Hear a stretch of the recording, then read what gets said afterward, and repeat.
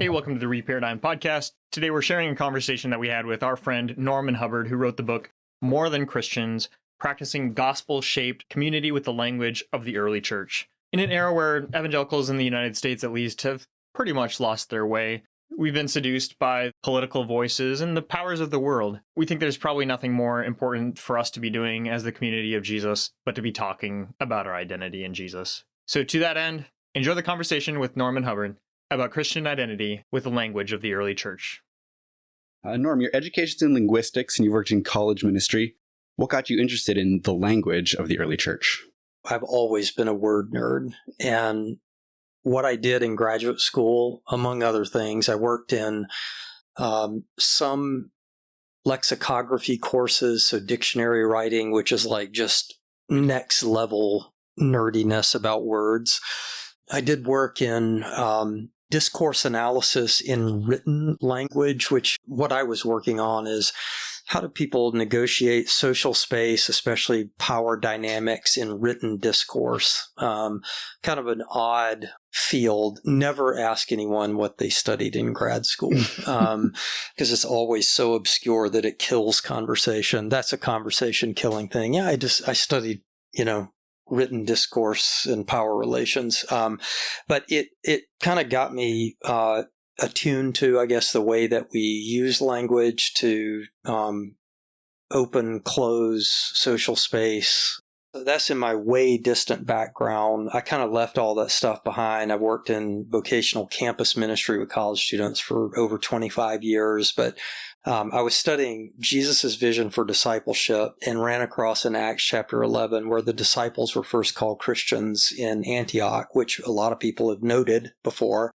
And I just asked myself, so what do they call themselves before they called themselves Christians? You can ask many people that question, and they will usually have a pretty good answer to it. Although it's funny to me, most people will say they called themselves the Way. Mm-hmm. That does not seem to be what they customarily called one another, though. That may have been how some referred to the movement itself. I wouldn't address you. Hey, no, fellow follower of the Way. The Way. Nick, the Way.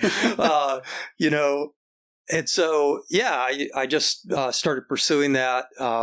I actually was in conversation with the publisher at Nav Press, who they eventually published the book More Than Christians, and he was interested in that. He said, I'm not aware of anything in the popular press where anyone has written on that before. Would you be interested in following up on it? Which is never ask a word guy. Would you be interested in studying these words? The guy who was excited about lexicography. Yeah, that's exactly right. Yeah. I tell people I one time presented a paper at the Dictionary Society of North America, also a conversation killer. So yeah, where are they getting together this year? Yeah. Well, that one was in Madison, Wisconsin. So committed followers of Jesus, obviously we call ourselves Christians, but oftentimes in a lot of contexts we'll be like, well, I'm a real Christian, or they're a real Christian, as opposed to a lot of people calling themselves Christians that presumably are not. Yeah. It was funny, you had a quote in the book where you said, when a noun needs to be resuscitated by the adjective real, it's time to conduct a post-mortem. So I thought it'd be interesting to conduct that post-mortem a little bit and talk about why the word Christian is so confusing, if not problematic to use today. Yeah, I have mixed feelings about it. In fact, I texted someone this morning. I was using the word Christian, and then I thought, should I use that word? And we should use the word Christians, but understand its origin, borrow from when it first kind of came into the church. If there's a problem with it, it's not that we use the word Christian. We primarily use that term, and there's such a rich vocabulary of Christian self-designation in the scripture and in our early history. It said so much about who we believed ourselves to be based on what Jesus had done for us at the cross, that it's not that the term itself is problematic as much as it's a loss to only refer to one another in that way. And because of where we stand in history now, it can become more of a cultural designation. Yeah, absolutely. I kind of want to get more into that maybe at the end of this conversation. Yeah, sure. And that's where the whole, well, that person's a real Christian. I used to run with a friend who was not a believer when I lived in Illinois, and he once separated out the church into, he said, Norm, there are nice Christians and there are not nice Christians. You know what I mean? And so it was like, but what he was basically identifying, I think maybe a bit of a problem, is that there's sort of people who call themselves Christians, perhaps as a cultural reference or with reference to their background, or some sort of nominal commitment to a traditional faith, but that, it doesn't mean much. And so then we have to supply the adjective real or true or whatever. That's a C.S. Lewis thought, by the way. I think he's the first person I read who said something like, anytime you have to start describing someone as a real so-and-so, there's a problem with that the noun has gotten bled of a lot of its meaning. I think you're right. I think that is Lewis, because I remember reading that as well.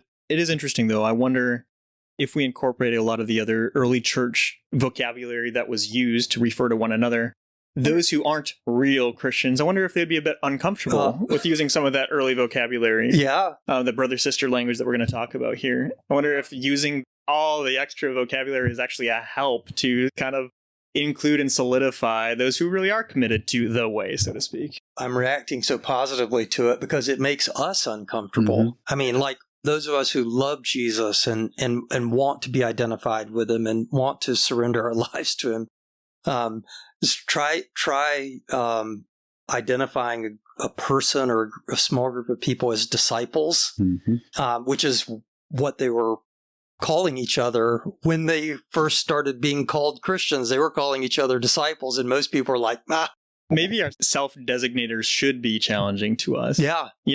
Challenge our commitment kind of to the cause. And it possibly is the case because of where we stand in history, where the term Christian is actually an easy self-designator. It doesn't mean much. It doesn't call me to do much. I can just be one nominally. Yeah. Yeah, I think that's true. You argued in your book that today we tend to practice a partial gospel. You said the Reformation left the notion that salvation by grace through faith is the full definition of the gospel. It's incomplete, you've said. We've downplayed reconciliation at the expense of justification. So why do you think that reconciliation has been downplayed in our tradition? I am not a church historian, and so that was one of the claims that I made in the book where I thought, I guess I'm just going to print this and duck. Weren't expecting to get asked about it specifically in the interview. The message of justification had been so lost in the church during the medieval era. And, Luther and his compatriots sort of found it and proclaimed it and preached it and emphasized it. It was an immeasurable gain for the church for that to happen. But it sort of became the message of salvation, justification by grace through faith in Jesus. And I hope I said it clearly enough in the book. I never want that message to be sort of pushed to the side. It's just that there's more in the New Testament. There's more really in the scriptures that was lost at the fall and accomplished at the cross than simply the forgiveness of sin, the removal of guilt, the sentence of our condemnation being laid on Jesus and him taking that for us. Again, that is a marvelous message of the gospel. It's just not all there is. I called the most reformed friend that I have to ask him. And he wasn't mad? Yeah, to ask him this question. I was teaching this at a conference, a student conference, and I said, can I say this? Because I'm not trying to minimize the doctrine of justification. What I'm trying to do is sort of elevate the gospel accomplishment, if you will, or the accomplishment of the cross that brought reconciliation between us and God. It removed the hostility between us and God, and the message of redemption. That is that the enslaving power of sin and Satan and death over us has been overcome at the cross of Christ, and we no longer have to live in subjection to those powers, as I've just expressed it. I mean, those are the three sort of 5-cent words there: justification and redemption and reconciliation. For centuries in the history of the church, the primary accomplishment of the cross was understood largely in terms of redemption, that humanity was held captive to Satan and sin and death, and Jesus came and vanquished those powers and set us free. And so it is interesting to note that kind of since the Reformation, justification has been the dominant way that we've understood what God has done for us at the cross. Prior to that, it was redemption. I'm not sure it was ever quite reconciliation. And I will be honest, it could be. I don't think this is the case. Audience, I don't think this is the case. It could be that there is a priority to those sort of works that Jesus accomplished at the cross, and that justification receives as much attention as it does in the church today because it is sort of the leading accomplishment of the cross. That without the removal of sin, there could have been no redemption, there could have been no reconciliation. I'm certainly open to that. I'm not entirely sure that you see that in the gospel or the teachings of the New Testament. But, if a person insisted on that, I would say, it's a good argument, brother. Yeah. I call him brother and, try to smooth over our... No, I'm kidding. No, but I'm certainly open to that argument. But I definitely think if you read in the scriptures, the idea of redemption, and again, when I use that, these terms are used so, especially redemption is used in a sense as a comprehensive term. It refers to the comprehensive work of God in salvation. My propensity, which is not necessarily reflected on the pages of the Bible, is to use the term salvation as the sort of superordinate term. It's the umbrella term that consists of justification, redemption, and reconciliation. So redemption, more specifically, meaning the freedom that Jesus brought us through his death from the powers of sin, Satan, and death. Again, is there that priority? I don't know that I see that in the scripture, but I do know that we have probably not thought quite as much about the gospel force of reconciliation in our day. In kind of our Reformation tradition, I think sometimes there's a tendency to make a distinction between, on the one hand, kind of the gospel message of salvation, which is very justification-centered, and then everything that comes after that is kind of separated out and typically kind of labeled sanctification, yes, right, specifically to separate it from that, justification, yes, salvation. Yep. What is the key difference between what you're arguing for and maybe a typical Reformation understanding around justification? Now I might get in trouble. I think that view is wrong. And I try to say this clearly in the book. Our reconciliation was accomplished at the cross. We don't become brothers to one another through a process of increasing sanctification, where we grow more friendly and loving and supportive of one another. We became brothers when Jesus died. It's this the language that I use. I mean, my understanding of the gospel is an announcement or a proclamation of the salvation that God accomplished for believers through the life, death, and resurrection of Jesus in fulfillment of the promises that he made to Israel. And so if reconciliation is a part of the saving work of God, it was done. It was accomplished at the cross, just as our redemption was accomplished at the cross. What I've called sort of the overthrow of, or the victory over the power of sin. Our freedom was accomplished at the cross of Jesus Christ. Our sanctification involves living into and out of that reality. It's really real. It is. To use another adjective. It's really real. It is truly real. It is truly real.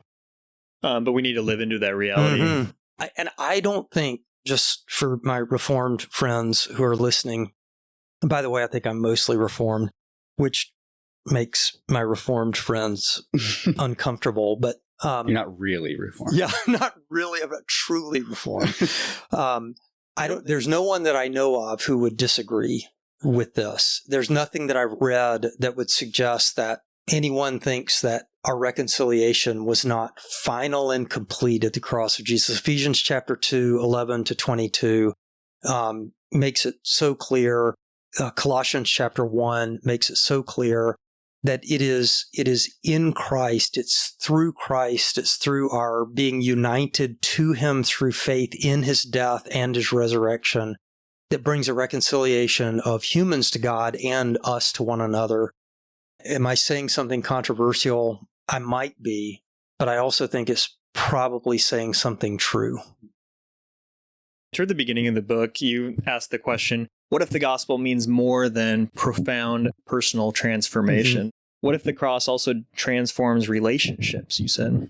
You say also that the gospel involves God's decision to reshape not just souls, but societies around Christ. Yeah.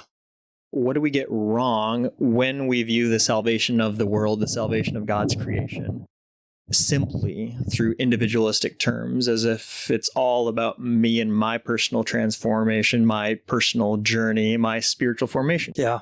And this is one of those things like your salvation, Nick, your salvation is of eternal importance to God. Matt, the shaping of your soul, the salvation of your soul and of mine, God himself took a personal interest in. I'm a little uncomfortable with some of the ways that we personalize this, but you can't avoid Galatians 2:20. I have been crucified with Christ, and it is no longer I who live, but Christ who lives in me.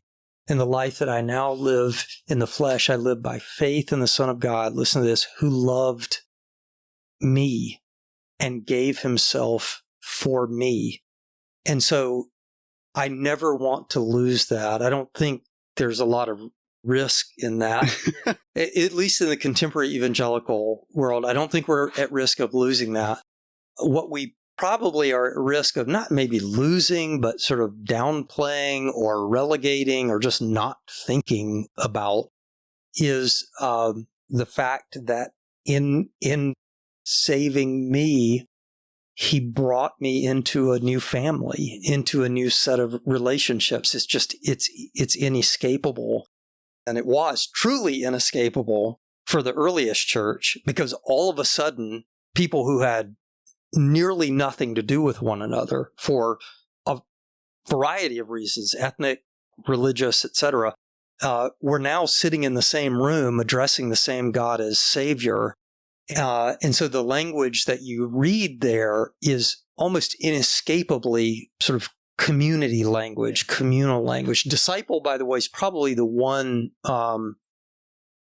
exception to that. Even disciple implies a relationship with somebody who's discipling you. It does. All of it probably is. It's probably the one term where when I was studying it, I was like, I'm not sure how, how much weight does this bear of we're in this together? If the emphasis of our gospel is primarily on me and my salvation from sin, my standing before God, the process of my growth and transformation into Christ likeness, those are all wonderful things. They just miss a big part of the purpose of God. My understanding, by the way, of the end of God. By the end of God, you don't mean the death of God, I presume. Did I say that? By the way, you said the end of God? End of God. Yeah, sorry. God's ends, God's purposes? End, yes. Yes, not the death of God. But the end that God had in mind for his people. I learned this from Dr. Schultz, that part of the end of God, the goal of God, is out of his own disposition to magnify his glory and goodness.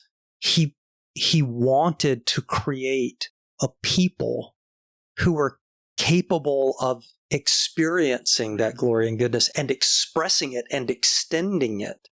But it's the people that he had in mind who would do that. It's the community of humans made in his image.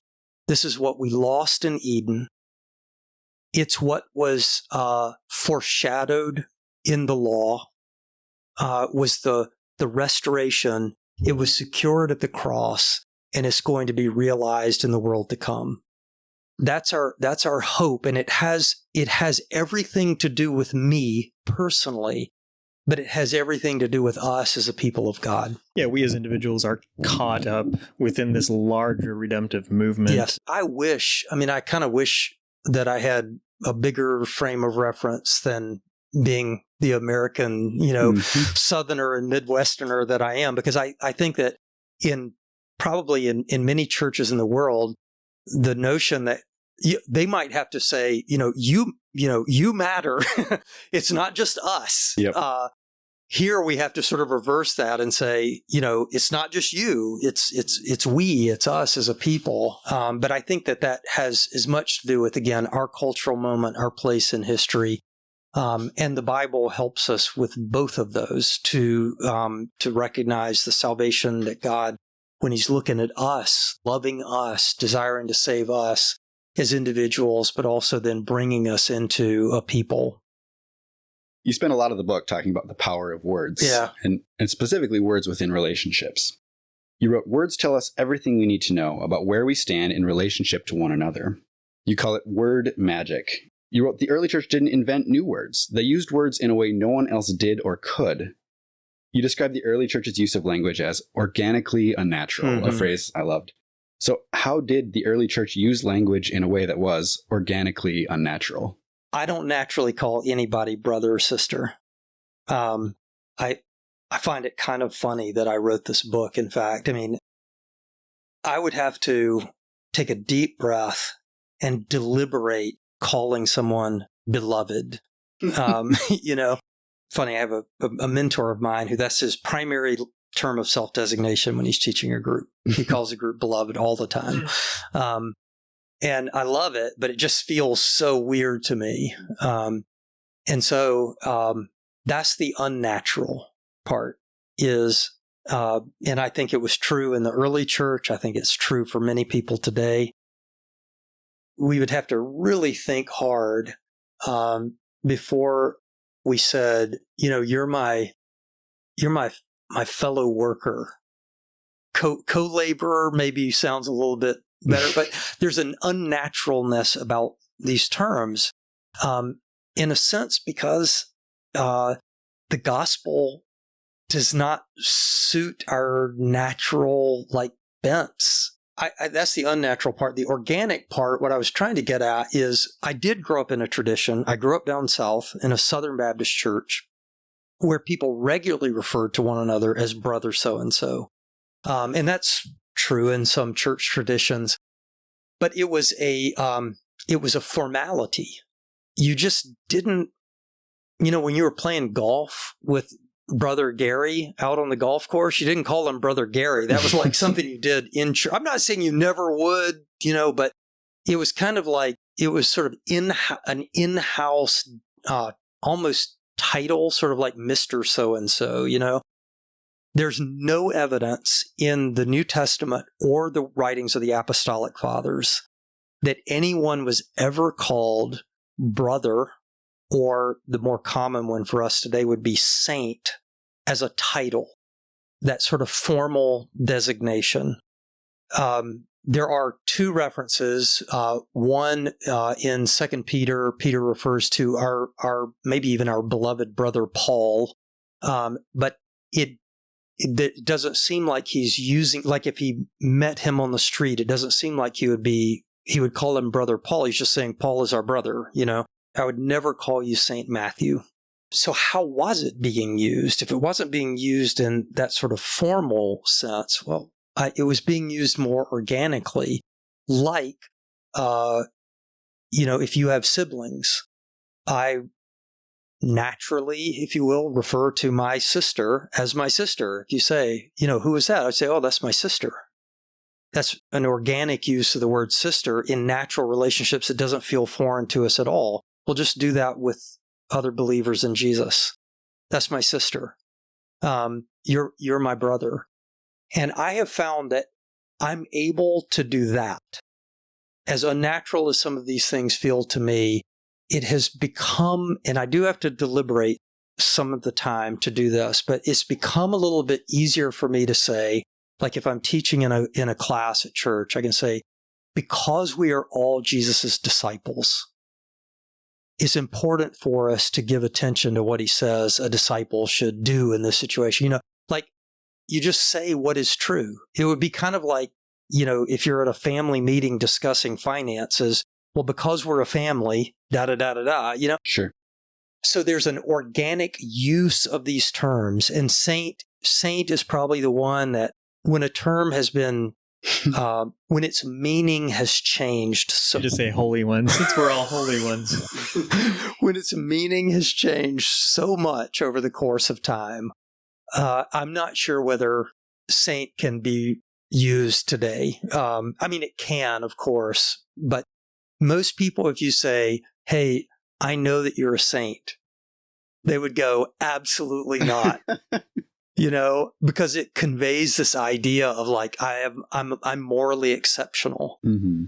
Yeah, the only use of that today is the football team, or like, yeah, he's a saint. Yeah, he's a saint. If he did something really, really good. It's a superlative term, which is, it is the exact opposite of the way it's used in the scripture. Yeah, that's interesting. And that's where I go. That's probably the one term where I'm just, so I recommend taking the idea of saints is, even the idea of holy ones is that God has set apart a people to accomplish his purposes in this world. He's removed us from sort of common circulation, if you will.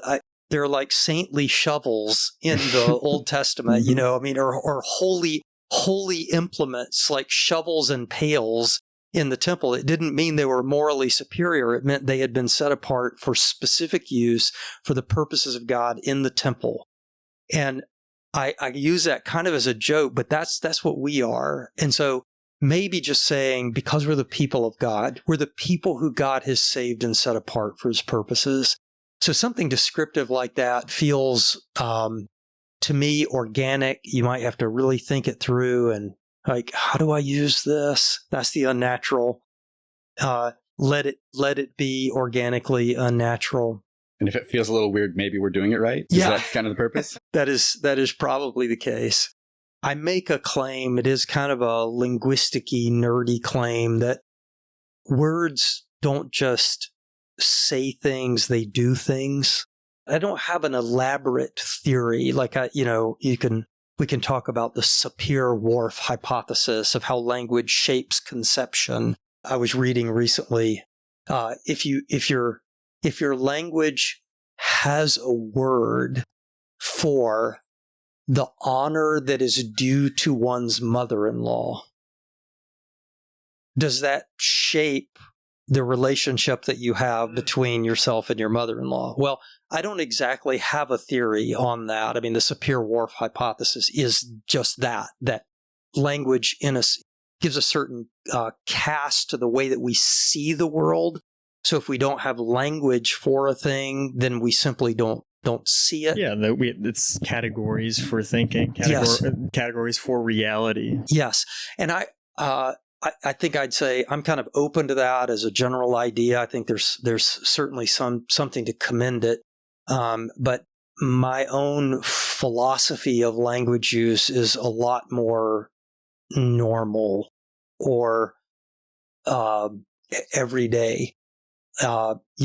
We know that if we approach someone and say, I'm sorry for what I said, I love you, and I shouldn't have done that, it changes the nature of the relationship that we have with them. Our words are actually accomplishing social work in that way. You could take a negative example too, where if you if you curse out a coworker, I work at a place where I've seen this happen. Not my ministry context, by the way. I work elsewhere, also at a marina. I watched two coworkers just light into one another over politics, curse one another out, and then they didn't speak. They haven't spoken to one another for over a year.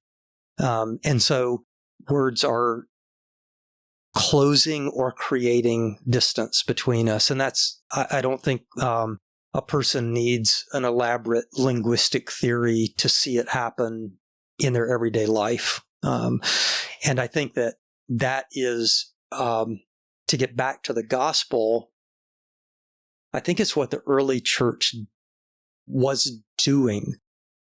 They believed that Jesus had brought them together at the cross, that their faith in him meant that whatever ethnic or religious or class distinctions would have divided them in the Jewish Gentile world or in the Roman sort of hierarchy had been in some way closed. That gap had been closed when they were united to Christ and they became united to one another.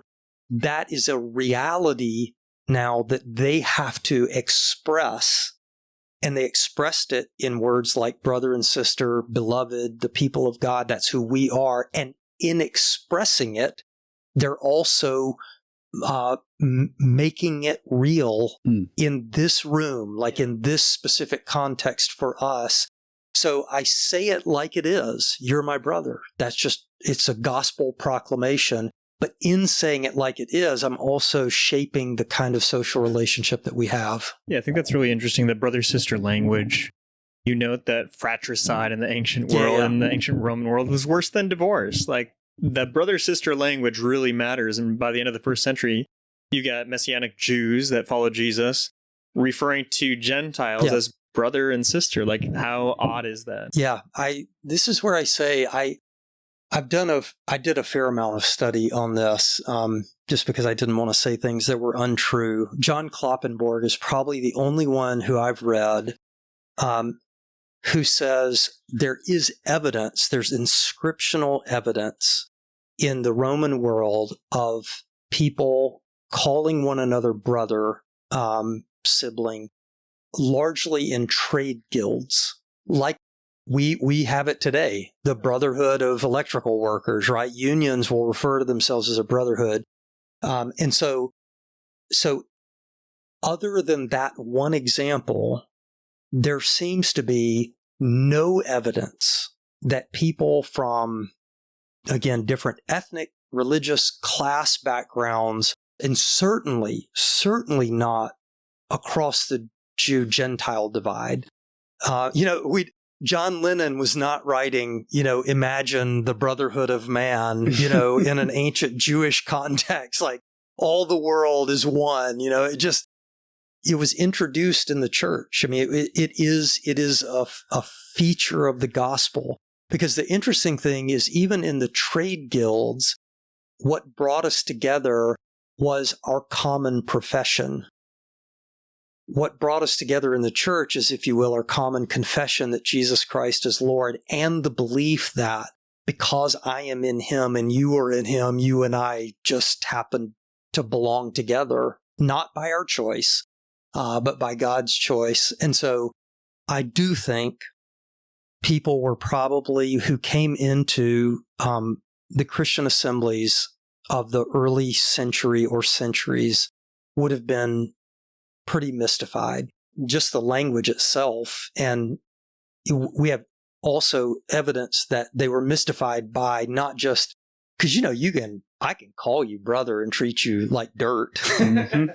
But we have evidence that was not happening, that the association, the connotation of calling you brother, sister, it's really sibling. So when you see the word brother, it's a sibling, so it could be a brother or a sister. Calling you brother, being your brother, meant, I have certain obligations to you.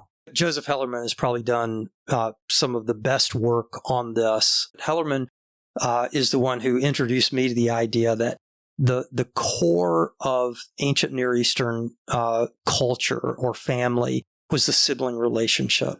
And so today, if you want to represent today in media the disintegration of a family unit, you show it by abuse or betrayal of spouses, divorce, whatever. In the ancient world, it would have been the fracture between siblings. It would have been abuse towards a sibling or a sibling in need who was cast out and not supported, or as this helps to shape our understanding of what happens in Genesis 4 with Cain and Abel, because what happened, we don't see when sin entered the world, we don't see a slow, gradual descent towards violence. We see the immediate, despicable, murder of a brother, which is in itself like the picture of the disintegration of human society. That's why it's called the fall, not the descent. Yeah, that's right. That's it. And that's on the negative side, right? The positive side would be brothers who show solidarity with one another. The outside world is against you. Unfortunate circumstances have come your way and swept your fortunes away. Where do you turn? You turn to your brothers and sisters. They are the ones who ought to be there for you, to shield you from attack, to support you, with the vicissitudes of life. Well, when the church starts calling one another brother and sister, that's exactly what they would have understood. Like, this is what is expected of us now as part of the family of God. I'm circling back around because you asked Nick earlier. I think this is probably one of the big missing pieces in the gospel of like individual salvation, is that idea doesn't really bring with it any sense that you belong to me and I belong to you, and your fortunes and my fortunes are intertwined. Yeah, and no obligation to no live that obligation. reality. Yeah, that's right. And so I think that the early church had that. And again, it's not that they were creating it with their language. Jesus created it at the cross, and they believed that to be true. And they use their language to reflect what they believe to be true. And in so doing, they're also shaping the way that they love and support one another. You quote the 2nd century Christian letter called the Epistle to Diognetus, and this section is really beautiful. He says, Christians live in their own countries, but only as non-residents. They participate in everything as citizens and endure everything as foreigners. Every foreign country is their fatherland, and every fatherland is foreign. What would it mean for the Jesus community, I think, today to self-identify as foreigners in our country, and instead as members of a different political reality altogether? Yeah. That sounds like a great book for you to write, Nick. I think that what the church believed about themselves is that their identity as the people of God, those whom God had saved and set apart for himself, I think I'm right in saying this was their primary identity. Everything else was secondary to that. Every absolute claim of family, that means biological family, sort of your ethnic tie, to use the nerdy academic word, was relativized when they came to faith in Christ. There was no claim higher than the claim of Christ on their lives. And the fact that he had brought them together as one people, I should say too, I think it was very, very important for a lot of people who lost all family ties because of Jesus. To know that though my mother and father forsake me, God will never forsake me. And I have a family. I have a people. it's a weird people. Our skin color, our language of origin, they may all be different, and it may not make any sense to the people around me, but this is my people, and they've got my back, and all the other claims would have been secondary, not unimportant. I think that's probably, we can kind of maybe swing the pendulum, or I can, in my explanation, too far. It's not like ethnic identity disappeared. It's not like, your class somehow you are no longer poor, or you are no longer the patron, or whatever. Like the Roman patronage system was still present in the church, but it could not be prioritized over the salvation that Jesus had brought and the community that he had brought together. Could we learn some lessons from that today? Can any generation fail to learn lessons from that? Every one of us has been sort of pressed into the cultural mode of our family of origin, of our political tribe, and of course that's on the ascendant today. Sort of the political commitment that is required of a person. In our nation states, of course. Yeah, exactly. Yeah, I mean, with the certain, and this is true not just in the United States in 2025, but sort of the rise of nationalism or nationalist identity seems to be on the increase everywhere. It is not as though those things go away in the church. They don't go away, but they cannot be ultimate. The ultimate appeal cannot be to political tribe, ethnic group, family, social class. It's not that the church can create a new kind of human community. It is a new kind of human community. The language that's used in the church, and this is the whole point of More Than Christians, is reflective of the gospel. It's what God has already accomplished. In light of the fact that we are such a community in Christ, how ought we to live?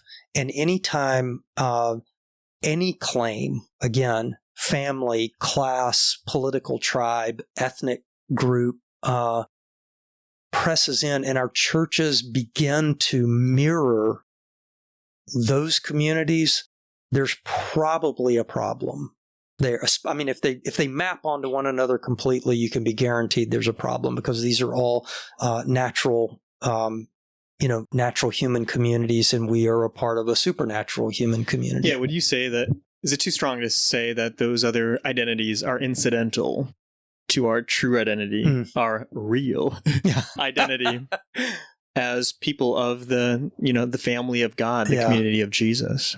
You just gave a 5-cent word to a word nerd. Are they incidental? I've never used that term to describe them. I would say they are not absolute and can make no absolute claim on us. If that means that they're incidental, then yes.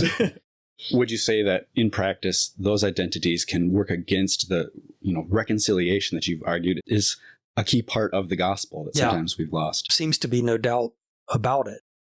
Let me take the class distinction that is prevalent everywhere, including here.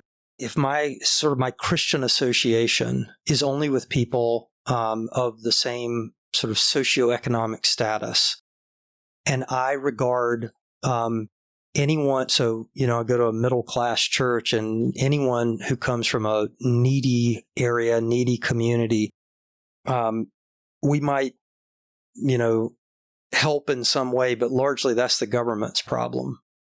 That strikes me as being a sub-Christian notion. Like, I haven't worked this out. I don't have all the answers.